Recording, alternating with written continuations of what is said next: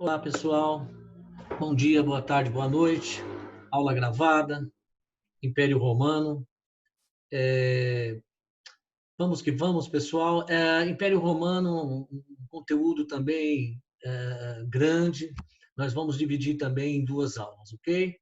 Então, vamos lá. Parte 1 de Império Romano. Bom, só ampliando aqui, o que temos, né? Na aula passada, vocês viram o fim da República, né? Houve uma militarização das esferas de poder, né? Três generais, por duas vezes, através de dois triunviratos, governavam a vastidão romana, né? Primeiro triunvirato, Júlio César, Pompeu e Crasso. Não deu lutas internas, né? Esse fracassou essa tentativa de três governantes, né, do triunvirato, com a superação, com a vitória nessa disputa de hegemonia do general César, Júlio César. Ele governa de forma popular, mas num período muito curto. Ele é assassinado e aí compõe-se um novo triunvirato, segundo triunvirato. Também não vai dar certo. Marco Antônio, Pompeu e Crasso, desculpa, Marco Antônio, Caio Otávio e Lépido. Bom, e aí, na disputa entre Marco Antônio e Caio Otávio, né, nós já vimos isso, Caio Otávio recebe ordens do Senado romano para ir até o Egito vencer as tropas de Marco Antônio e Cleópatra. Tá? Na Batalha do Ácio, ele vence, e aí, no ano 27, ele volta triunfante para Roma. Chega em Roma, ele começa a receber uma série de títulos, né, honoríficos, né? Inclusive o título de príncipe, de Augusto, que era um título de natureza divinizada, e de príncipe, que terminava fazendo ele ficar acima da autoridade do Senado. Nascia o Império, né? Então, nós vamos ter o período do Império, que começa por volta de 27 a.C., e vai até o ano 476 depois de Cristo. É um período muito longo, tá? Por isso que nós vamos dividir em duas aulas. Bom, e aí nós tivemos o governo de Otávio. Na aula passada eu cheguei a comentar aspectos do governo de Caio Otávio, mas antes de falar do primeiro imperador, porque é importante o primeiro governo ser analisado, porque ele vai montar as estruturas de funcionamento do Império Romano, que, de certa forma, vão ser reproduzidas pelos outros imperadores, né? Com algumas modificações, mas a estrutura, né, montada no início praticamente vai se manter. Então, você tem duas fases que a gente estuda quando se estuda o Império Romano. Né? Uma divisãozinha didática. O Alto Império, tá? Que vai do ano 27 até 235, mais ou menos, depois de Cristo, é o chamado período da estabilidade, tá? É o Alto Império. Uma relativa paz, relativa, depois nós vamos ver por quê, né? Uma paz mantida através da força, da coerção do Estado Central, né? E o Baixo Império, que vai de 235 até o final, 476. O Baixo Império é a desestabilização política, a desagregação da unidade, da ordem imperial, né? As lutas sociais, e nós vamos ter um fator externo, as invasões de povos estrangeiros, os chamados bárbaros, né? Bom, então, a aula de hoje a gente vai abordar mais a primeira fase, a fase do Alto Império, uma fase de relativa estabilidade administrativa, política, etc. Tá? Bom, então aí vamos às linhas gerais do primeiro imperador de Roma, né? Caio Otávio, que também era chamado de apenas Otávio, ou muitas vezes é chamado de Augusto, um título, né? E alguns livros de história você ainda encontra chamando-o de Otaviano. Na verdade, todos os nomes são de um mesmo imperador, Otávio, tá? Caio Otávio, então, pessoal, ele governa de 27 até o ano 14 depois de Cristo. O governo dele é um governo onde o cargo de imperador, né, de forma crescente, ele vai se impondo das demais instituições, né, o Senado, as magistraturas, né, os comícios, né, as assembleias, tá, ok? Então ele vai concentrando o poder político, militar, o poder até jurídico, né, e até religioso. Ele tinha o título de sumo pontífice, né? Bom, mas aí nós vamos ter do governo de Otávio o que é mais importante. Primeiro, ele faz uma reforma político-administrativa, gerando uma maior eficiência de governo e de administração. Ele pega a vastidão do império e divide em 14 grandes províncias. E dentro dela ele cria as chamadas prefeituras, unidades menores. Quer dizer, ele descentraliza a administração. E como é que ficaria a nomeação desses governadores de província?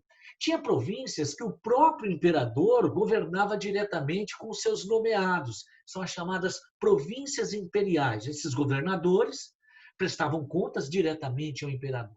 Mas tinha algumas províncias que o Senado é que nomeava e o Senado é que cobrava as contas, né? Eram as chamadas províncias senatoriais. Além do que, ele implantou um sistema oficial de arrecadação de tributos, de impostos, tá? Ou seja, até então, os tributos, os impostos eram cobrados pela via do particular. Como assim? Grandes proprietários de terras, né? É, recolhiam o imposto numa região onde ele tinha um certo domínio, uma certa jurisdição, e ele repassava para o Estado Central. Como havia muitos desvios financeiros nesse repasse, né? Augusto logo percebeu essa demanda do Estado, né? Ou seja, vamos criar um sistema oficial, com um corpo oficial de fiscais da arrecadação, e de fato melhorou a eficiência, né? Bom, outra reforma que ele promoveu, uma reforma no campo militar, tá? Ele aumenta o efetivo de soldados, ele distribui melhor os soldados nas províncias, principalmente aquelas mais rebeldes, né? Ele não é que ele cria, mas já existia um embrião, ele praticamente confirma, né, o grupo dos legionários, né? As legiões romanas vão ser principalmente tendo a função de guardar as fronteiras, né? E ele cria a guarda pretoriana, ou seja, uma defesa da capital, né, de Roma, e dentro da pretoriana você tinha o corpo de segurança palaciano, o corpo de segurança do imperador. Então gerou, né, uma melhor organização do exército, que gerou uma maior eficiência. Ao mesmo tempo, pessoal, os relatos mostram que Augusto era um tocador de obras, né? Principalmente estradas, e principalmente na Grande Itália. Tá? Os relatos mostram, os documentos mostram que não só as estradas que Augusto construiu em sua gestão possibilitou uma melhor circulação da mercadoria, né? Um volume maior de negócios, dinamização do comércio, etc., mas possibilitou também o deslocamento de tropas, né, na Grande Itália ou até para mais rápido nas províncias, principalmente quando havia, né, um estouro de revolução, um estouro de revolta, ok? Bom, além do que, né, nós vamos ter também a implantação por parte de Augusto de um sistema postal, um sistema de correios, de correspondência, onde ele vai usar militares para fazer justamente essa distribuição de correspondências das províncias para o governo central, do governo central para as províncias, a comunicação oficial entre governadores, né, prefeitos, e o imperador e o Senado, isso vai dinamizar muito. Tá? Bom, além do que, sabemos também que Augusto deu continuidade, né, com a política de pão e circo, tá? Gostava de festividades envolvendo as massas miseráveis, né? Além do que ficou no governo de Augusto, né, um momento de esplendor cultural, né? Nós vamos ter na literatura, nas artes, né? Não por conta muito de Augusto, porque, segundo os relatos, Augusto tinha uma formação mais militar, pouco cultural, né? Ficou mais a cargo de um amigo pessoal e também ministro e homem de confiança, de círculo fechado ali, de Augusto, que era um ministro dele chamado Mecena, né? Foi um grande patrocinador das artes e principalmente da literatura do momento. Bom, terminado o governo de Augusto, nós vamos ter as dinastias, né?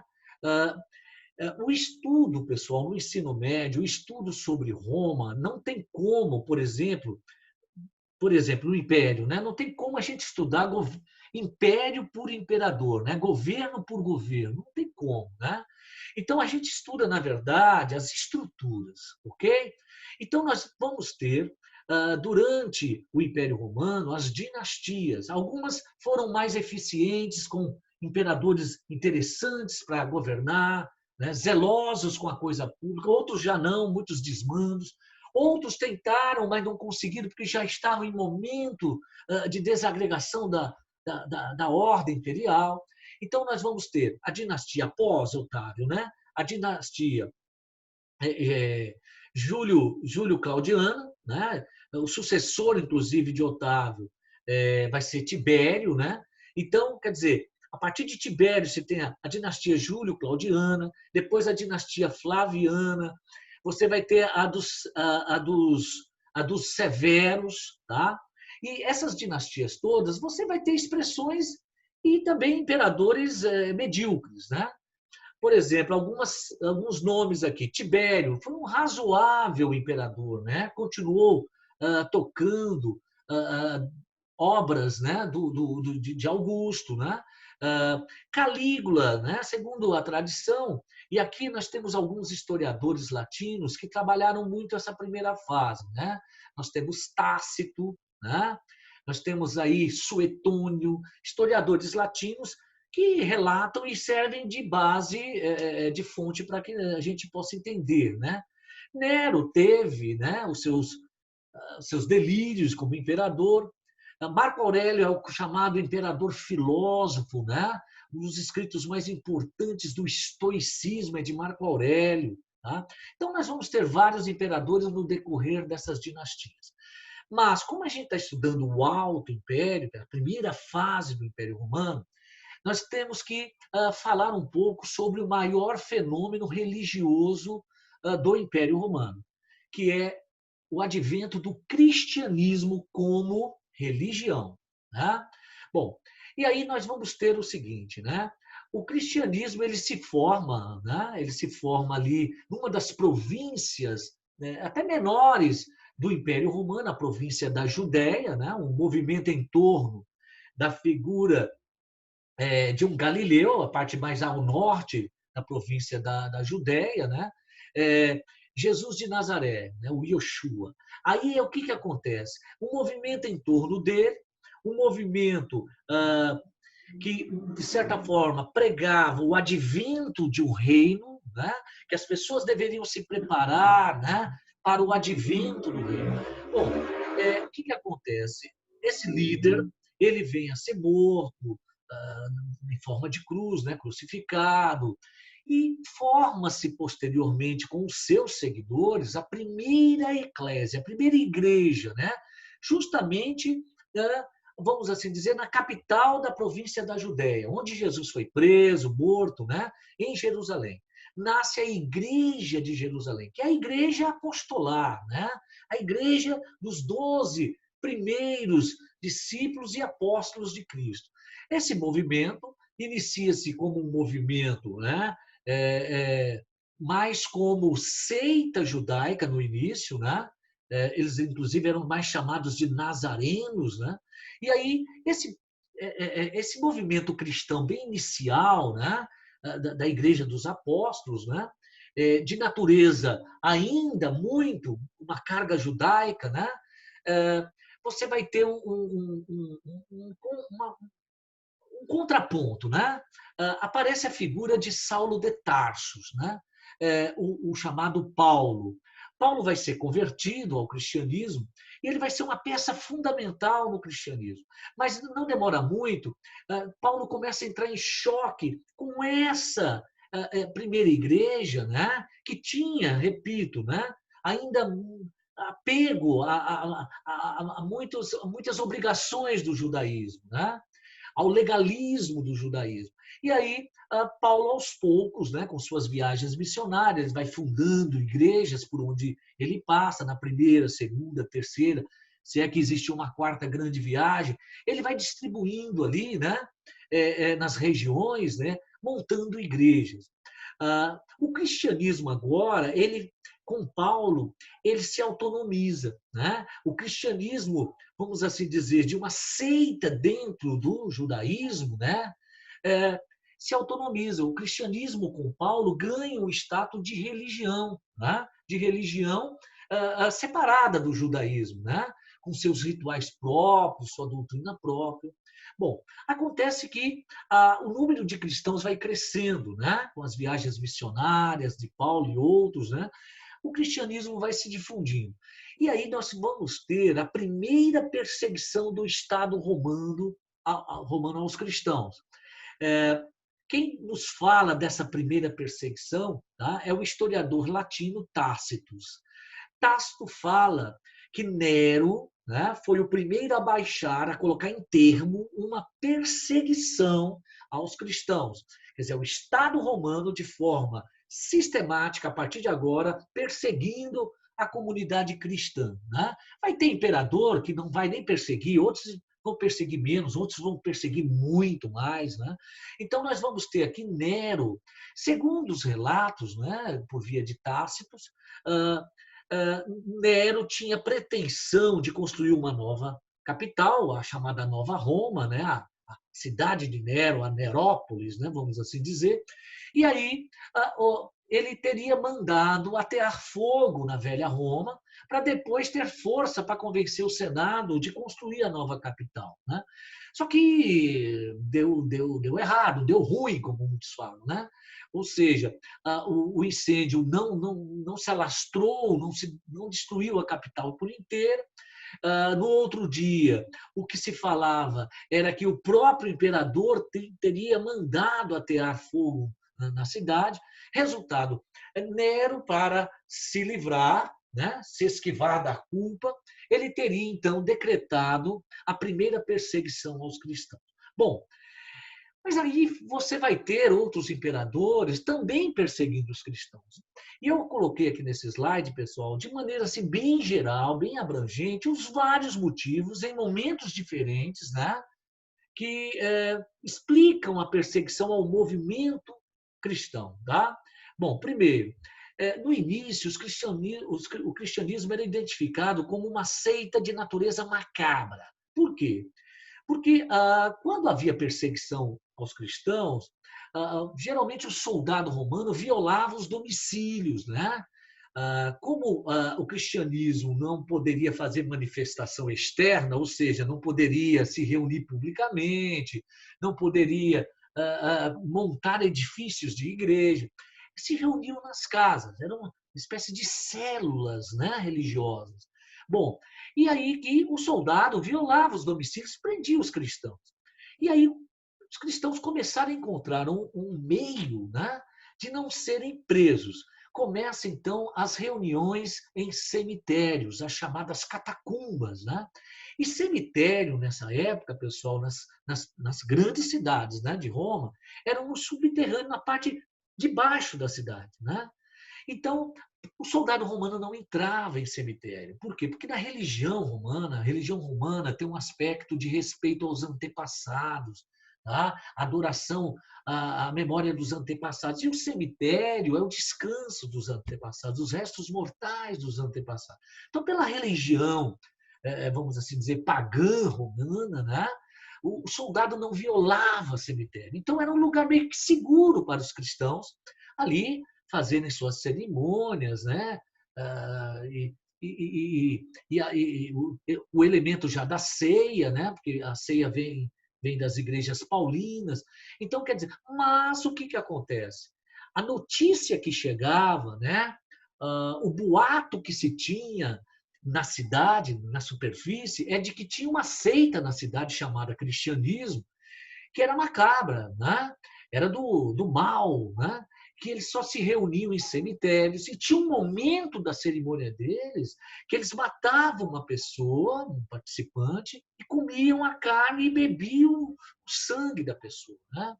Quer dizer, não era nada disso, era talvez a cerimônia onde você partilha o pão, né, em memória do corpo do Cristo, e o vinho, o sangue do Cristo. Então, quer dizer, esse desentendimento, né, sobre o movimento cristão levava à perseguição. Né? Eles eram considerados inicialmente como seita macabra. Um outro detalhe também nas grandes cidades, o cristianismo ele é uma religião de natureza, né? Principalmente nesse momento, iconoclasta, ou seja, repudiava as imagens, os ídolos das religiões pagãs, né? Inclusive a religião romana. Né? Então, quer dizer, os fabricantes de imagens, de ídolos nas grandes cidades do Império Romano não viam com bons olhos o crescimento do movimento cristão que se voltava contra eles, fabricantes. Né? Um outro detalhe também é que na doutrina cristã, tá, você tem o não culto a uma outra entidade, né, a não ser o Deus criador de todas as coisas. Ou seja, em outras palavras, o movimento cristão repudiava o culto ao imperador, principalmente nas datas cívicas, onde tinha que queimar publicamente, né? Incenso, tal, aos pés da estatueta do imperador, eles se recusavam a isso. Né?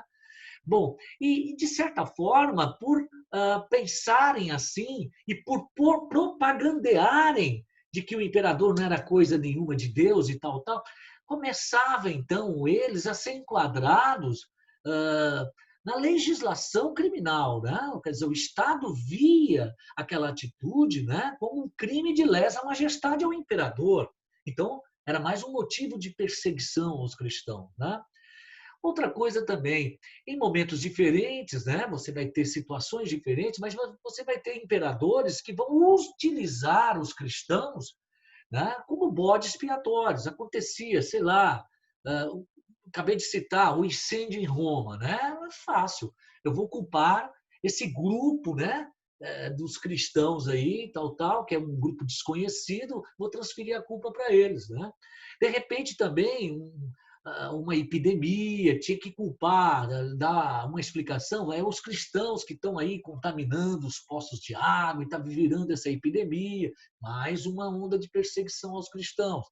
Então, eram vários os motivos, né, no decorrer de tempos diferentes do Império, né, que explicam o Estado perseguindo os cristãos.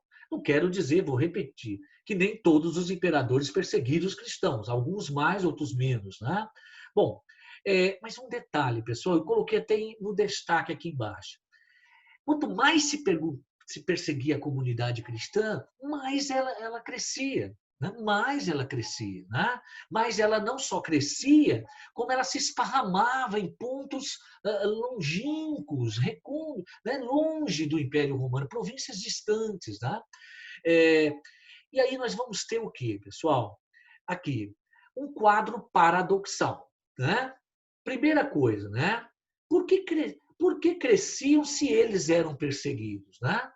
Então, olha aí, a perseguição do Estado romano nas grandes cidades terminava interiorizando o cristianismo.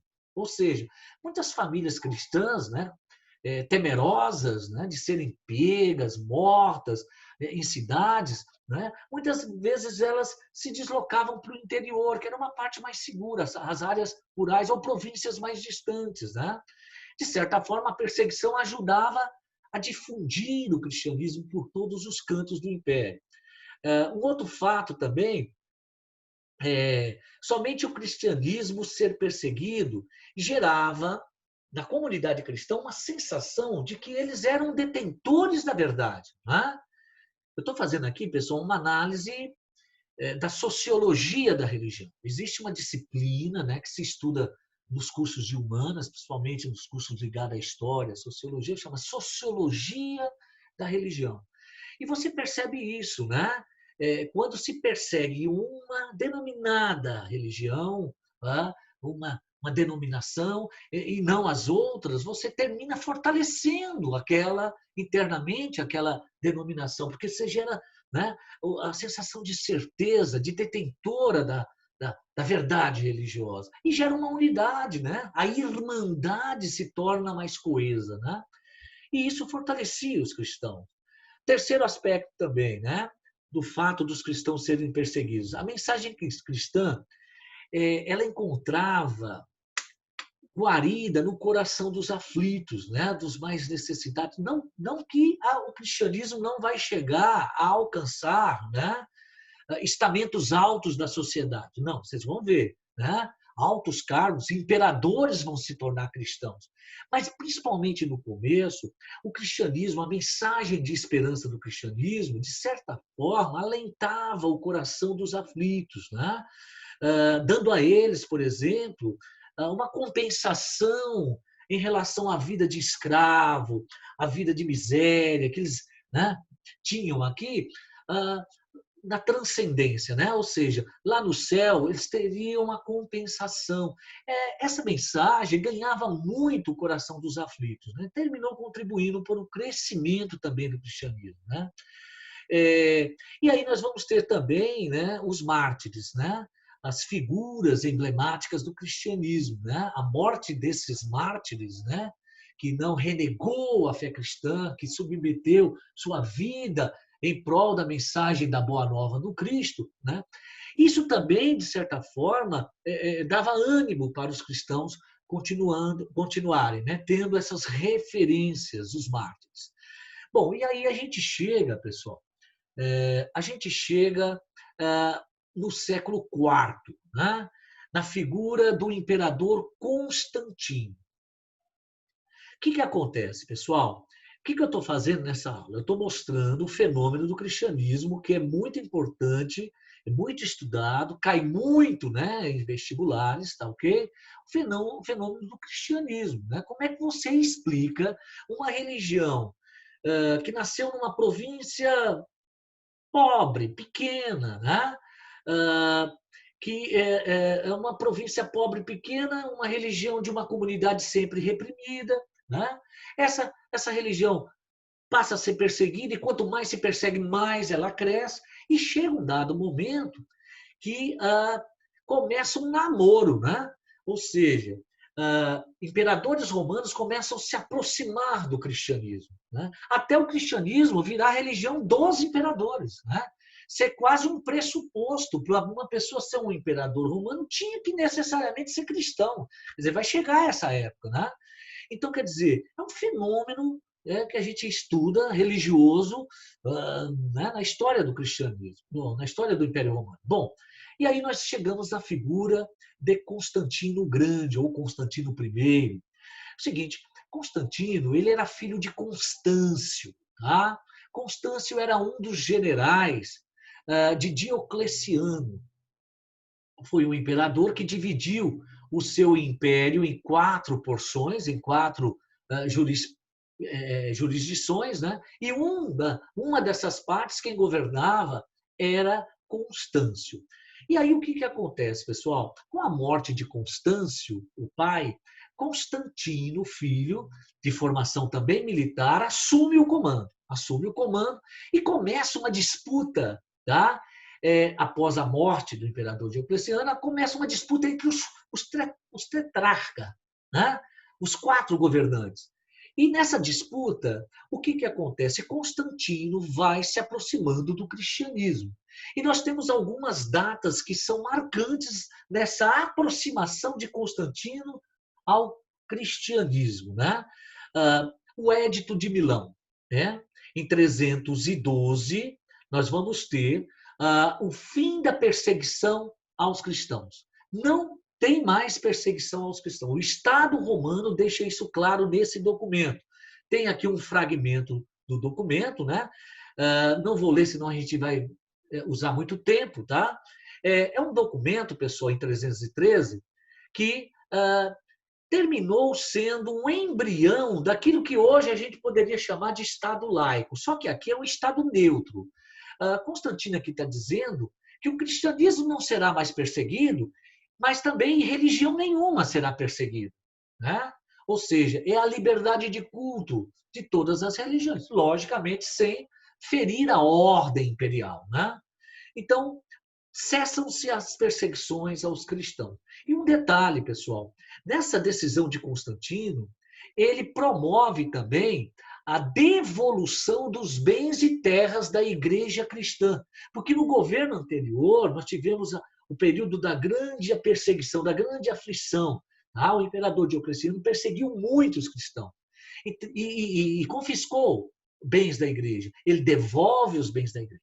E o que a gente vai percebendo, a história mostra, que Constantino vai se cercando da cúpula do cristianismo. Muitos bispos vão começar a pegar cargos no governo de Constantino, inclusive cargos de conselheiro, né? E aí nós temos uma segunda data muito importante, que é o ano de 325, quando Constantino promove, tá, para resolver querelas, divisões dentro do cristianismo, ele promove o Concílio de Nicéia, tá, na cidade de Nicéia, hoje ali na Ásia Menor, ela tem outro nome, está dentro da Turquia, o concílio. E ali nesse concílio você tem o cristianismo definindo mais ou menos um traço doutrinário, né? E nasce um documento que é o chamado Credo, onde a igreja ela vai definir uma posição sobre a natureza do Cristo, né? Pai, Filho, Espírito Santo, né? É o chamado Credo Longa, um documento extenso. Mas o interessante é que no Concílio de Nicéia, pessoal, você tem o próprio imperador fazendo a abertura desse concílio, que é um evento puramente de cúpula religiosa, né? E para que o cristianismo definisse um grupo hegemônico, porque tinha grupos em disputa, um grupo hegemônico, e é nesse concílio que define-se mais ou menos a parte central, né, da doutrina cristã, que é a natureza de Deus, né? Bom, e somente em 381, com o Édito de Tessalônica, nós vamos ter o imperador Teodósio oficializando o cristianismo.